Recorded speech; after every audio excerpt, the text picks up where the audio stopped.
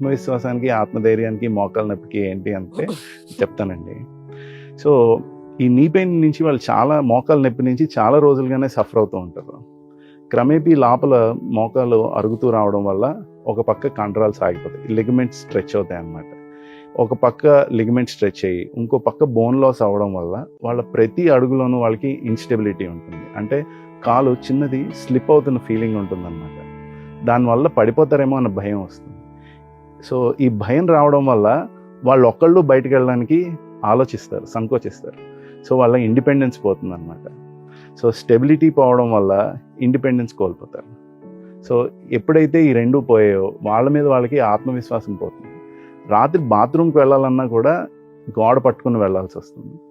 ఇంత ఇబ్బంది ఉన్నప్పుడు అప్పుడు వాళ్ళు మా దగ్గరికొస్తారు. సో, ఆల్రెడీ వాళ్ళు మన దగ్గరికొచ్చారు అంటే it is because they are in lot of pain. So, ఇవన్నీ ఇప్పుడు జనాలకి అర్థమవుతున్నాయి. సో, ఆ నొప్పితోటి నడవలేరు. ఈ ఇన్‌స్టెబిలిటీ తోటి ఏదో ఒక సాయం ఊతలేనిదే నడవలేరు. అలాగే వాళ్ళ చుట్టాలెవరో సర్జరీ చేయించుకుని కంఫర్టబుల్‌గా నడవడం చూస్తారు. అది చూసాక వాళ్ళల్లో కూడా ధైర్యం కలుగుతుంది. ఓకే, నేను ఇలా నడవచ్చు. నేను మునుపటిలాగా అన్ని పనులు చేసుకోవచ్చు అనే ఒక కొత్త ఉత్తేజం వస్తుంది. That is when they come to us for surgeries. అప్పటిదాకా రారండి. మా దాకా వచ్చారు అంటే వాళ్ళకి తెలుసు వాళ్ళకి ఆపరేషన్ అవసరం అవుతుంది.